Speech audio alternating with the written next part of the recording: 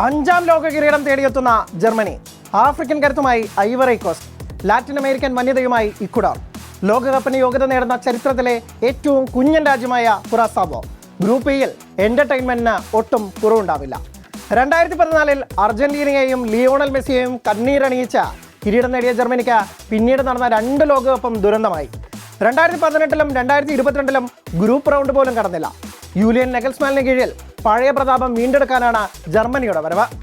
Joshua Kimmich നയിക്കുന്ന ടീമിൽ Florian wits, Jamal മ്യൂസിയാല, കായ് ഹവാർട്സ്, ലീറോയ് സാനെ തുടങ്ങി വമ്പൻ താരങ്ങൾ ഏറെയുണ്ട്.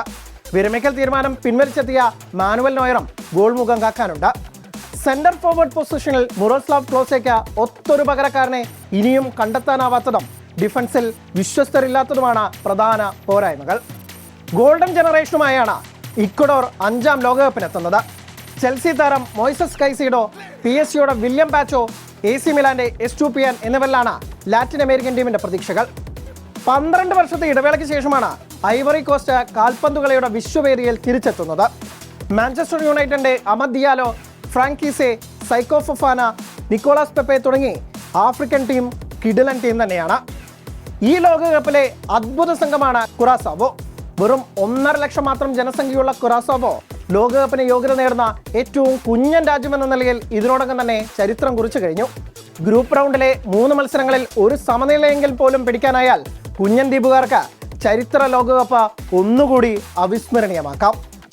3 തവണ കയ്യെത്തും ദൂരനഷ്ടമായ കിരീടം ആദ്യമായി പിടിച്ചെടുക്കാൻ നെതർലാൻഡ്സ്, ഖത്തറിലെ അത്ഭുതം അമേരിക്കൻ മണ്ണിലും ആവർത്തിക്കാൻ ജപ്പാൻ, കറുത്ത കുതിരകളാവാൻ സ്വീഡനും ടുണീഷ്യയും.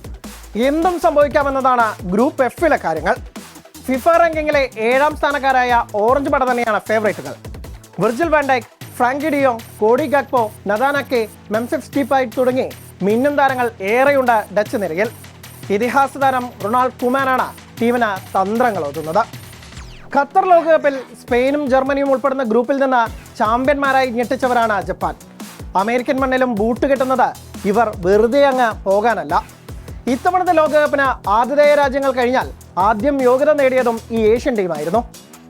1958 ലോകകപ്പിലെ റണ്ണറപ്പുകളായ സ്വീഡൻ ഖത്തർ ലോകകപ്പിൽ യോഗ്യത നേടാനാവാതെ പോയതിന്റെ ക്ഷീണം തീർക്കാനാണ് ഇത്തവണ എത്തുന്നത്. വിക്ടർ ഗ്യോക്കറസും അലക്സാണ്ടർ ഇസാക്കും ആന്റണി എലാങ്കയും ഒക്കെ ഉൾപ്പെടുന്ന ടീം ലോകകപ്പിലെ കറുത്ത കുതിരകളായാലും അത്ഭുതപ്പെടാനില്ല.